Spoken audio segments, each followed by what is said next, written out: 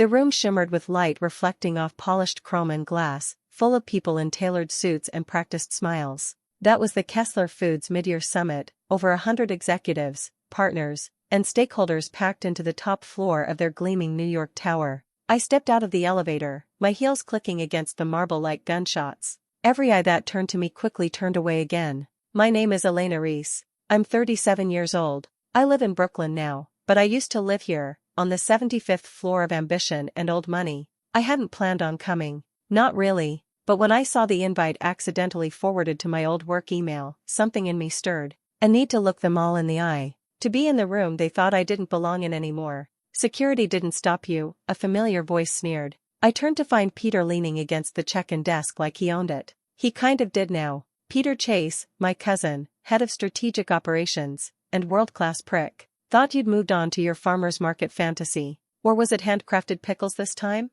Good to see you too, Peter, I said evenly. He looked me up and down, taking in my charcoal pantsuit and leather portfolio. Guess you dressed up just to be turned away. We're a little full on seats. But hey, we could use help sorting old annual reports. How's the archive room sound? The woman at the check-in table chuckled, then looked away fast when I met her eyes. I said nothing, just smiled and held my badge up. I still have clearance. Not for long, Peter muttered, scribbling a guest pass and shoving it at me. Basement's that way. I took the pass without a word. Let them think I was here for nostalgia or pride. Let them think they'd won. The elevator opened again, and out swept Aunt Dolores like a perfume ad in motion. Hair perfectly silver, coat screaming designer, and face already set to mild contempt. Elena, she cooed. Didn't know they were handing out participation ribbons today. I wasn't aware this was a fashion show, I replied. Oh, sweetie, she said, glancing at my shoes. It always is. She looped her arm through Peter's and smiled at me with her teeth.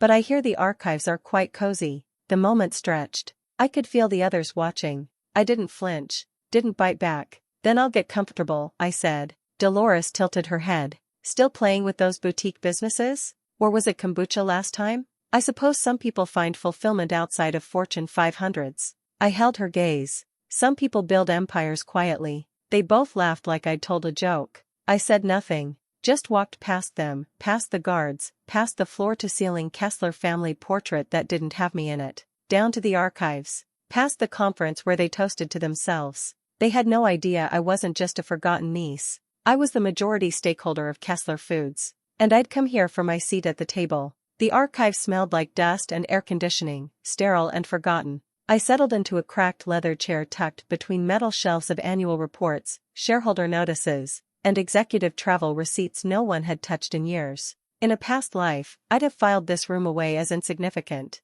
But today, it felt like a throne room waiting for its rightful ruler. I set my leather portfolio on the desk and opened my laptop. It blinked awake to a dashboard full of real-time stock data, internal memos, and market alerts. ALARIS Holdings, the company I'd built from nothing, was everywhere on the screen, subtle, invisible, and powerful. 7 years ago, I walked out of this building and everyone thought I'd quit. Walked away in protest after a pointless internal battle about supplier contracts. But it wasn't about just one contract. It was about what I saw in those ledgers: cheap meat from unethical farms, child labor loopholes in South Asia, third-party vendors with hidden abuse records. I brought the proof to my uncle, Kessler's then CEO. He looked me dead in the eye and told me, "This is business, Elena. If you can't stomach it, maybe you're in the wrong family." So I left. No fight, no press, no goodbye party, but I had a plan. My mother, God rest her, left me more than her jewelry and her last name. She left me capital, real capital. Enough to start something bold, something clean. ALARIS Holdings was born in a basement co-working space in the East Village with a half-dozen spreadsheets and one rule: invest only in what's honest. At first, it was slow. A stake in an organic produce distributor here, a small tech startup building AI for transparent food chains there. But I didn't just invest. I infiltrated. I used proxies, shell firms, reputable-sounding intermediaries that no one at Kessler would look twice at. Over time, we gained minority shares in half a dozen of their regional suppliers. Then bigger ones, shipping, packaging, even the marketing firm that designed their annual holiday campaigns. I watched as Kessler began to flounder. They were still stuck in the old model, chasing margins while ignoring a public demanding better. Lawsuits crept in, small at first, then louder. Labor rights violations in Thailand, moldy shipments to Canada. Social media backlash over their lukewarm response to climate targets. Meanwhile, ALARIS soared. Our clients loved us. Our growth was clean and fast. And through it all, I never showed my face. Never once connected the dots. Until now. A ping sounded from my laptop. My assistant, Jules, had sent a message through our secure channel. All votes aligned. Proxy control confirmed. Investors ready. Board unaware. Day arriving. Your move, boss. I smiled. Jules always knew how to cut to the chase. I tapped a few keys and opened the document folder titled Reveal Prep. Inside were the contracts Kessler's executive board signed, blind to the fact that the new investor saving their quarterly earnings was me. I even had a full voting breakdown showing that with the right push, I'd own not just a majority of their voting shares, but the narrative. I leaned back in the chair. The same chair Peter probably used for dumping old reports he didn't want to read. They called me a dropout, a hobbyist. Dolores told friends I was playing business in Brooklyn. And yet, every acquisition, every vote, every shift in Kessler's supply chain over the last 2 years, it had my fingerprints all over it. The best part? They still didn't know. In the corner of the screen, a news ticker flashed red. Kessler Foods down 3.2% on speculation of internal restructuring. No one could see it yet, but the walls were starting to crack. My hands hovered over the keyboard, steady. I wasn't angry anymore. Not really. I was ready. And upstairs, they were toasting to another year of strategic excellence, blind to the fact that the floor beneath them had already started to shift. Let them enjoy the summit. Tomorrow, the empire changes hands. I heard them before I saw them, voices echoing down the concrete stairwell that led to the main floor. Dolores, of course, was the loudest. And if we secure this logistics contract, we'll shave nearly 6% off regional transport costs, she said, her voice crisp with rehearsed confidence. It's gourmet, it's premium, it's aligned with our rebrand. I didn't need to peek through the dusty glass window to picture her sweeping into the boardroom like she was auditioning for Vogue CEO. She'd probably practiced this pitch in front of her antique mirror. High fashion, high performance, high ego. I stayed in my chair. The archives had thin walls, and their arrogance had volume. Peter laughed through the drywall. Dolores, if we land Day Logistics, we'll own the East Coast grocery shelf for the next decade. And with Q3 slipping, we need this. Ah yes, Mr. Day. Kyung Day, the founder of Day Logistics, a boutique shipping firm specializing in farm-to-market precision and zero-waste operations. Kessler had been trying to woo him for a year. They didn't know I'd closed the deal weeks ago. Not with Kessler. With ALARIS. I tapped my laptop's trackpad, scrolling through open tabs. One window showed Kessler's internal comms feed, projected onto an executive dashboard I had full access to. A second window tracked their stock, already dipping another half point. The third tab? A live GPS trace of Mr. Day's jet, wheels down at Teterboro 30 minutes ago, now en route to this very tower. I sipped cold coffee and let the tension build like steam in a sealed pot. Not long now. A sharp knock jarred the silence. Excuse me, a young voice called through the door. Sorry, but could you keep the typing down? They're doing the day pitch across the hall. I blinked. The secretary barely looked 22, face flushed, nerves twitching in her eyebrows. She probably thought I was a contractor, or someone's assistant logging archived invoices. I'll be quieter, I said, offering a polite smile. Thanks. She gave me a confused nod and scurried off. I watched her disappear through the narrow glass slit of the fire door. Funny, they stuck me down here to keep me quiet. Meanwhile, I was minutes away from shaking the tower. The wall behind me vibrated slightly, applause. The day pitch had ended. Peter was probably grinning like a wolf with a full plate. Dolores would be sipping sparkling water like it was Dom. Then silence. Then, murmurs. I flicked over to the live camera feed. Kessler's security hadn't changed the room passwords in years. On screen, Mr. Day stood calmly at the head of the boardroom table. Tan suit. No tie. Sharp glasses that hid everything and gave away nothing. I appreciate the offer, he said, his voice measured. But I'm not here to sign with Kessler Foods. Dolores looked like she'd been slapped. Excuse me? I'm here to meet the CEO of ALARIS Holdings, he continued, calmly adjusting his jacket. The room stiffened. Peter's smile died mid-flash. Harrison, Kessler's CEO and my uncle, leaned forward, confused. I'm sorry, he said, the charm peeling from his voice. There must be a miscommunication. This is Kessler. You've been scheduled. No miscommunication, Mr. Day replied. My team handled the contract weeks ago. We're finalizing the terms now. I'm simply here for a courtesy introduction. With the woman who runs ALARIS. The camera feed froze for a second, either the system stuttered or someone kicked the cable under the table. I stood from the chair slowly, picking up my laptop and closing the leather portfolio with a soft snap. The silence in that boardroom was still growing. Through the wall, I heard Dolores' voice crack just enough to betray panic. Who is she? Who the hell is she? Time to show them. I slipped the keycard into my pocket and stepped out of the archives, the door swinging shut behind me with a final, satisfying click. Let them remember the moment everything shifted, from the forgotten niece in the basement to the woman walking toward their throne. The summit had just become my stage. The elevator doors slid open with a soft chime, and I stepped into the executive level like I'd never left. The carpet was still the same, plush, gray, smug. The boardroom doors stood wide open, a half-circle of stunned faces frozen inside like a paused documentary on corporate disasters. Every chair was filled. Executives in suits stiffened at the sight of me. Dolores stood, half turning toward the hallway, as if she could rewind time just by glaring hard enough. Peter looked like he'd seen a ghost. Uncle Harrison, still clinging to the illusion of authority, stood up slowly, one hand braced on the table. "Elena," he said, voice strangled by confusion. "What are you doing up here?" I walked past him without answering. Every step echoed like a metronome counting down to 0. Mr. Day turned to me with a polite nod, then extended a hand. "Ms. Reese," he said, loud enough for the room to hear. "Pleasure to finally meet in person." The silence that followed was sharp enough to draw blood. I shook his hand and smiled faintly. "Likewise, Mr. Day. Thanks for waiting." Harrison looked between us, trying to solve an equation that refused to add up. "Wait, what's going on?" I turned to face them all. "I know most of you remember me as the niece who walked out 7 years ago. The one who couldn't hack it," I said, glancing briefly at Dolores. "You said I was chasing a passion project, that I'd burned bridges." Peter scoffed under his breath. I ignored him. "But what I actually did," I continued, "was build something better. ALARIS Holdings." A murmur broke across the room, executives glancing at one another like they weren't sure if this was a speech or an ambush. "ALARIS started as a response," I said, walking slowly around the table. "To every corner Kessler cut. To every supplier you defended even when we knew better.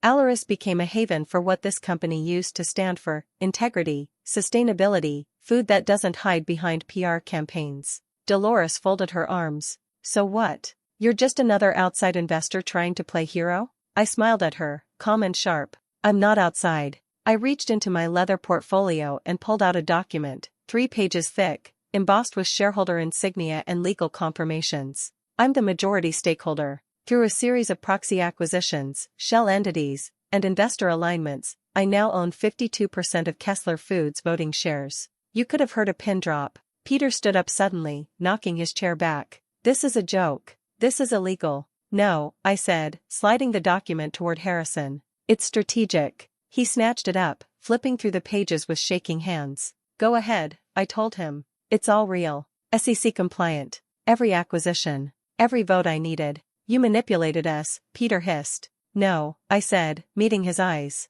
"I outmaneuvered you." "There's a difference." Mr. Day stepped forward. "To be clear, my firm has no interest in partnering with Kessler Foods as it currently stands. My deal is with ALARIS. That hasn't changed." Harrison slumped into his chair, the document shaking in his hands. How did we not know?" "Because you never looked," I said softly. "You never thought I could be anything but the girl who left." Peter rounded the table toward me. "You think you're some savior? You torpedoed your own family." I didn't flinch. "No. I saved what's left of it. And if any of you actually read the quarterly reports, you'd know your stock dropped 24% in the last year. You've lost 3 class action suits. Regulatory fines are mounting." I turned to face the room. "And while you were busy mocking me, my company tripled its valuation." Dolores gripped her tablet like it might protect her. "You think the board will let this stand?" I nodded toward the legal counsel at the far end of the room, who was already reading the contract. "They don't have a choice." Then I pulled out a second envelope,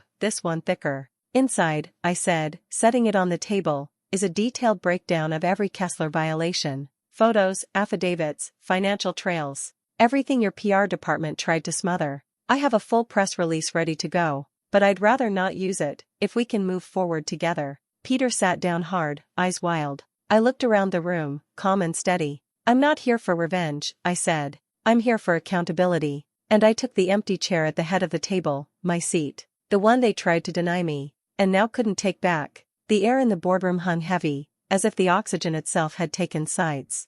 I sat at the head of the table now, the silence pressing in on every side. No one spoke, but everyone was waiting, watching, calculating. I opened my laptop, clicked a key, and the screen behind me flickered to life with a new slide: ALARIS Holdings proposal, restructuring plan and capital injection. This, I said, turning to face them, is your lifeline. Peter scoffed again, but it sounded weaker this time. The offer is simple, I continued. 200 million in capital. Immediate. No interest. No delays. It'll stabilize your cash flow, buy out 3 of your pending lawsuits, and give your suppliers breathing room. Harrison looked up from the contract, eyes bloodshot, voice hoarse. And what do you want in return? I tapped the laptop. Full operational control. Every department reports to me. A new executive committee. Restructuring from top to bottom. No more shady vendors, no more hidden fees, and no more golden parachutes for underperformers. Dolores let out a short, bitter laugh. You're trying to gut the company.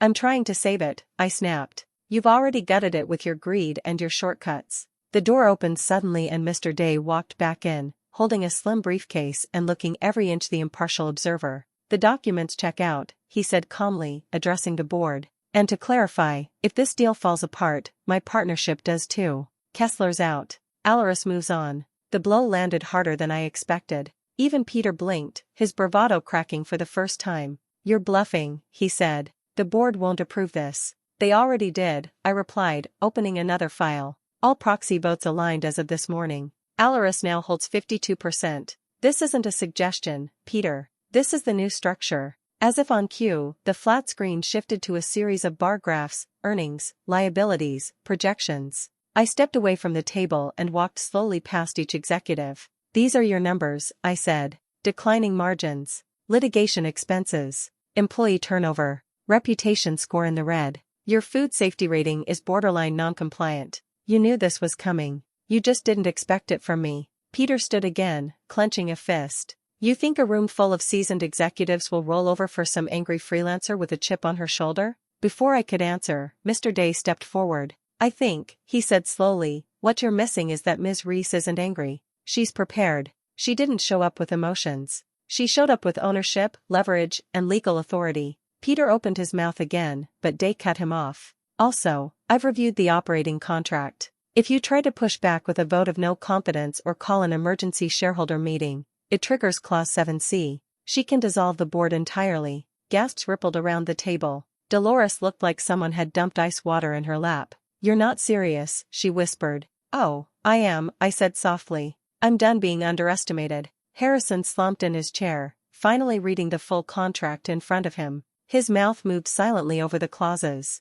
He didn't protest. He didn't even argue. He just started flipping pages. Peter, though, wasn't done. He turned toward the lawyer at the end of the table. This is coercion. There has to be something illegal here. No, the lawyer said, barely looking up. It's brilliant. Brutal. But legal. Peter looked at me like he wanted to lunge across the table. You think this makes you better than us? No, I said, staring him down. It makes me the one who showed up with receipts. You brought attitude. I brought ownership. Dolores turned toward Harrison, voice tight. Well, are you just going to sit there and let her take over everything? Harrison didn't look up, just flipped another page, then another. She already did, he muttered. And just like that, the balance of power tipped. It didn't fall with a bang. It didn't crash down. It just shifted, quietly, permanently. I slid a new document down the table, final agreement for the emergency funding and operational restructuring. Sign, and we start fixing the mess, I said.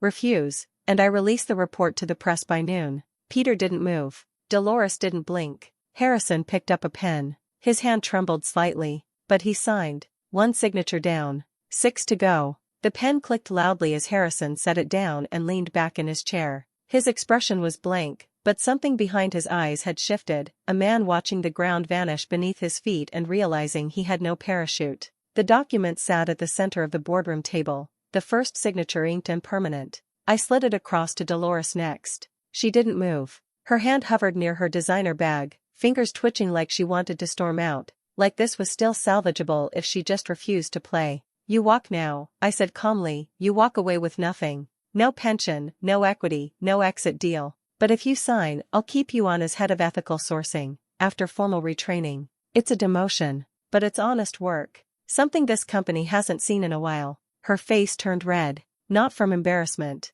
From the word demotion. Peter muttered something under his breath, and Dolores looked ready to snap, but she didn't. She picked up the pen. Her hand trembled as she scrawled her name across the page. "You're humiliating us," she whispered. "No," I said. "I'm offering you dignity. You get a second chance. Use it." She didn't look at me again. Just shoved the pen toward Peter and sat back down like her bones had melted. Peter picked up the pen, then stopped. "I'm not doing this," he said, standing. "You think you can show up with a contract and a power suit and undo decades of legacy? My grandfather built this company. My father expanded it. You're just a walking reminder that we trusted the wrong people." "Peter," Harrison warned, his voice low, "don't make this worse." "She's bluffing," he said, stabbing a finger at me. "The board, the press, the investors, she doesn't have the guts to blow it all up." I clicked my laptop again. A new tab opened on the screen behind me, the cover page of an unreleased media report. Kessler Foods, a history of exploitation and obfuscation, exclusive documents leaked by anonymous shareholder. I tilted my head. "You want me to hit send? Because I've got a dozen reporters ready. Some of them are probably camped in your lobby right now." Peter's lips moved, but no sound came out. Then Mr. Day spoke. "Mr. Chase, if I may? You're not essential. You've cost this company more than you've contributed. Your refusal to sign doesn't stall this. It just makes you replaceable." Peter stared at him, stunned. I leaned forward slightly. "You want to stay? Prove you can be useful. But this is your only offer. The door closes after this moment." He sat back down. Angry, quiet, beaten. Then, without another word, he signed. I slid the document around the table one by one. Every executive signed. Slowly, cautiously. No one met my eyes for long. No one protested. Not anymore. By the time it came back to me, the boardroom felt different. The energy had changed, like the storm had passed and all that was left was wet ground and exposed truths. I signed last. The moment the pen lifted from the page, I stood and looked around the table.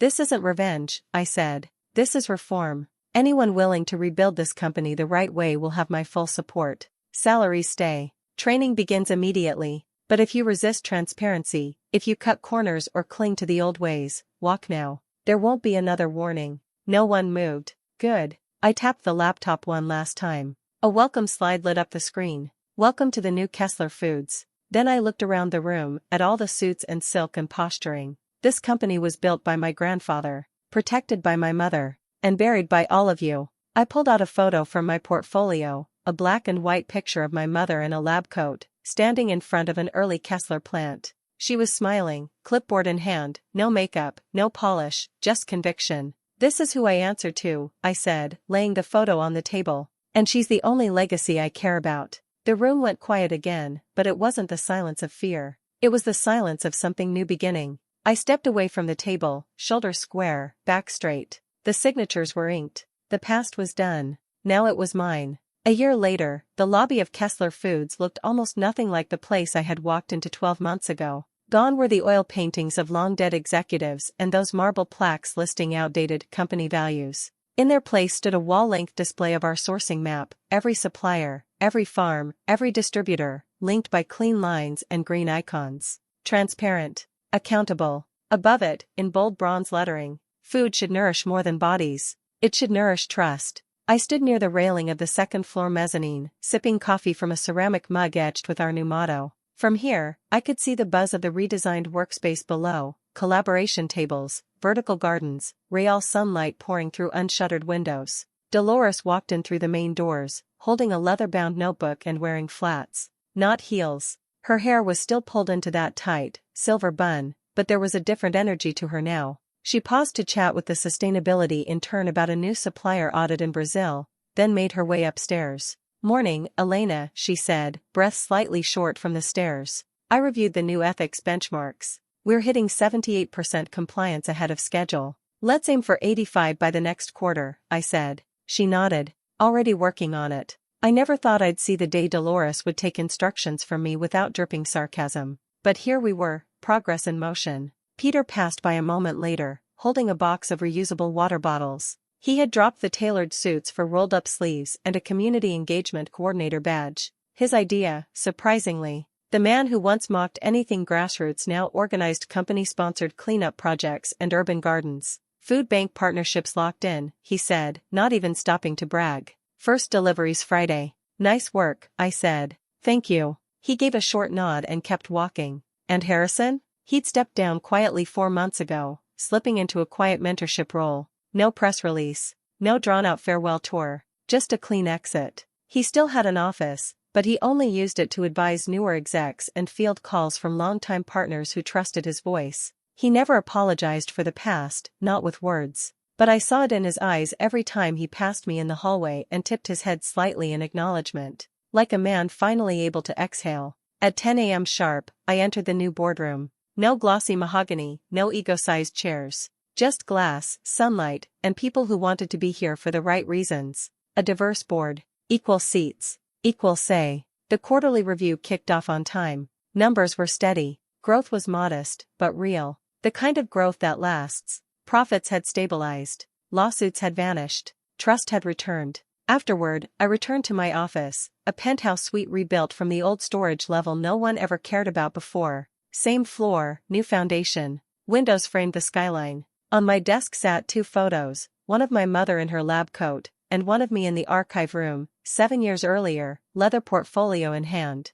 The transformation hadn't been easy. There were walkouts, resignations, public blowback from the old guard. We weathered it, rebuilt from the bones. And now, as I looked out over the city, I felt something I hadn't felt in years. Peace. They called me the girl who ran off to chase pipe dreams. They mocked my silence, laughed at my absence. But I had returned with something stronger than a name. I came back with a vision. And in the end, legacy isn't what you inherit. It's what you rebuild, one signature, one truth, one choice at a time.